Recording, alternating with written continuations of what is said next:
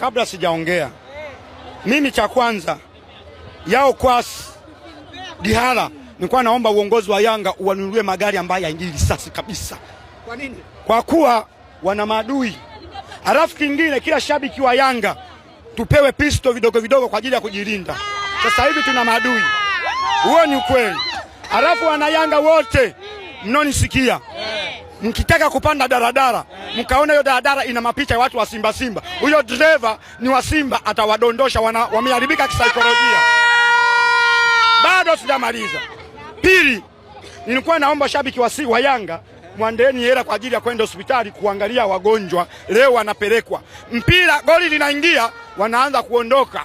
Ina maana nilikuwa naiomba tena serikali iwaambieni matrafiki, mkimwona shabiki wa Simba anaendesha bodaboda, daladala, bajaji, wawanyanganye funguo. Sasa hivi wameharibika kisaikolojia, inabidi watafutweni madaktari wa kuwatibu akili. Mara 4 wanapigwa mfululizo, wameathirika kisaikolojia. Uongozi wa Simba kwa sasa hivi utafute madaktari wawatibu akili shabiki wa Simba. Hii ndio Yanga. Wewe mtu kama Boko unaenda kumkaba, unamuingiza mkaba aziziki, Boka anakula pilau kilo 10. Hiki ndio kikosi cha Yanga tumekisajili kwa ajili ya klabu bingwa, sio kwa ajili ya ndani. Wana Yanga wote GSM